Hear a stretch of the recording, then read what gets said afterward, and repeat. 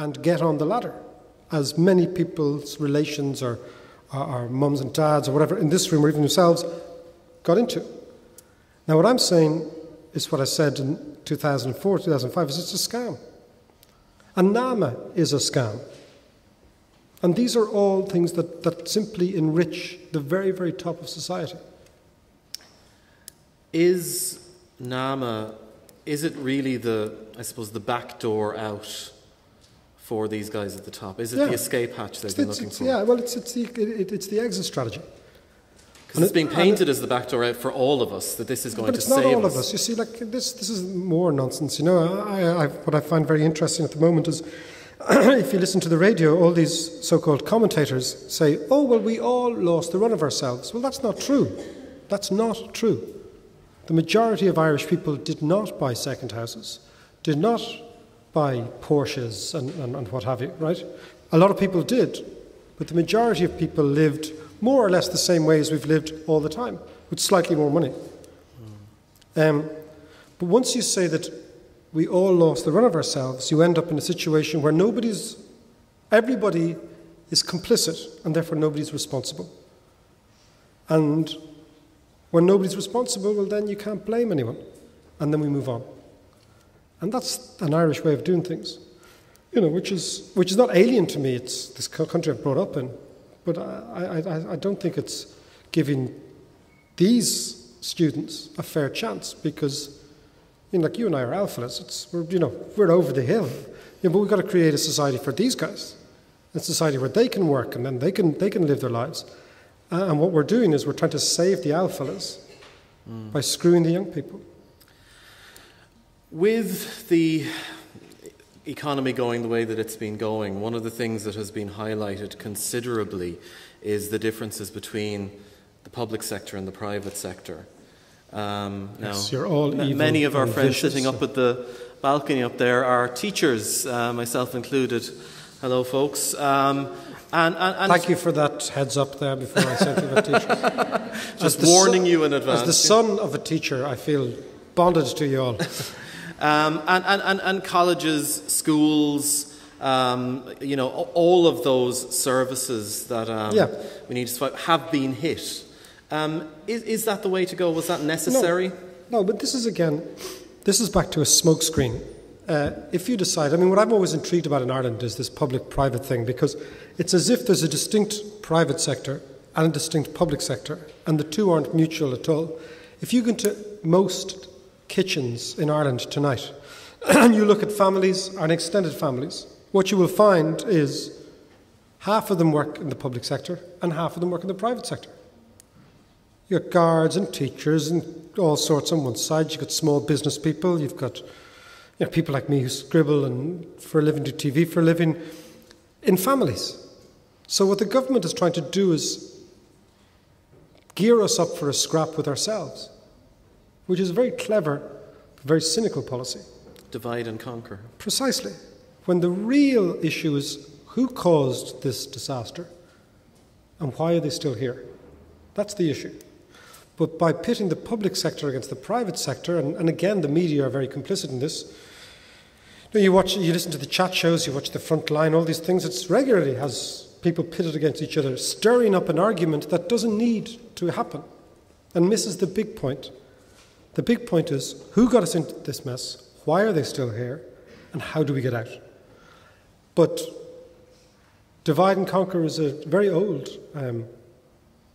tactic, and it's been done quite effectively here. Let's just say, that there was one route out of this, for, as you said, our students, our young people here who are about to head out into the morass. Into the slow set. Don't worry, it's not that bad. It's all good. You just have to have an approximation of mid-1970s very bad cheesy music. And that'll see you through any slow set. And by the time they come around together, they'll be all sampled by your outfits. And you'll hear them again, but Shane and I heard them the first time, which is very disconcerting. What's the straw to grasp? Is there a particular... It's up to us. There's no straw to grasp. Everything is up to ourselves. It's up to us to change the country. It's up to us to change our lives. It's up to us to realise that nobody's going to give you anything. Nobody's going to know. What I always think is, well, what is the government going to do for me? Well, they're going to do nothing.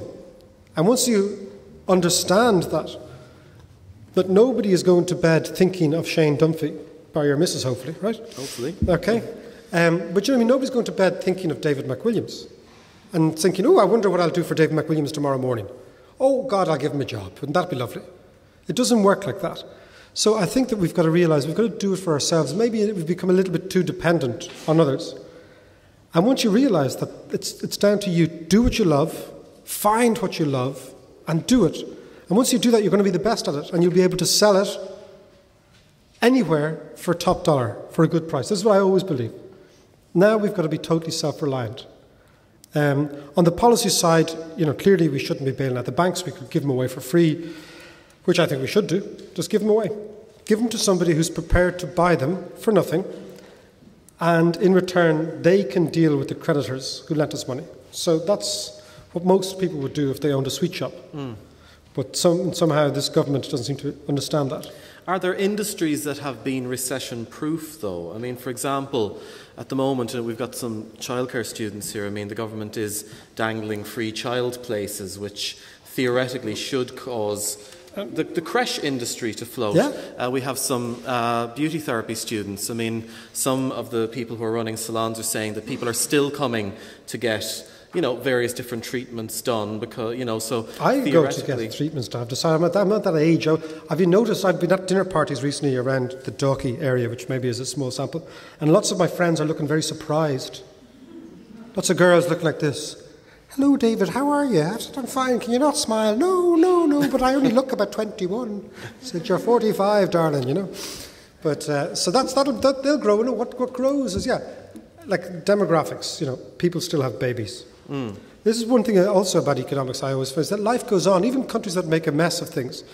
Like I spend some time every year in Argentina, and Argentina is apparently a basket case, but life goes on. Life they figure it out, you know.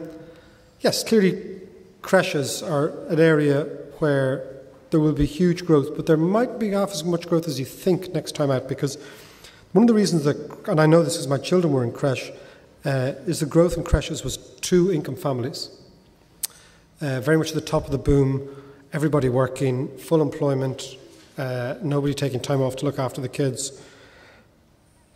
That might change now as unemployment rises to, you know, stays in double digits.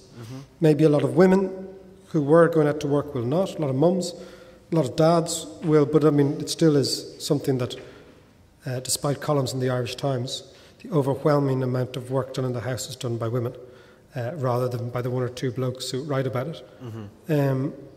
So it's true. Much as I'd love to claim that we're all equal and liberated. You're not a new man, David? No? Well, no, I'd like to be, but I have walked away from situations claiming that I didn't see it. The Irish bloke. Oh, really, I didn't see it. It's like as if fucking the invasion of Iraq has happened in your kitchen and you just go to bed. And my wife's from Belfast, and it's a terrifying sign, a shout. It's very terrifying to hear a Belfast person raise their voice. You feel you're going to lose your kneecaps or something. But she says, I can't believe ye. Did you not see that? I'd say, see what? So, you know, I think it's just a thing. But nothing is recession-proof. But everything is doable. I mean, I've had about 7 or 8 different careers in my life. And you can do anything you want. And the idea that you should wait for something to happen, you know, I was at a conference the other day, and you know WordPress, the software for blogging. And I met the guy who founded WordPress, and he's 26. I met a guy who founded a thing called Craigslist, which is an online classified ads thing. And the guy's in his early 30s, left a job, created these things. You know, the key to the future for our nation and for us as individuals is, to use that horrible word, entrepreneurialism. It's terrible. I have to do, every year I present the Entrepreneur of the Year on RTE, and it's one word I can't really pronounce. And I live in mortal fear of when the cameras go on. I say, good evening, ladies and gentlemen. There's like 400,000 people watching. Good evening, ladies and gentlemen, from that place, City West, to the of the year.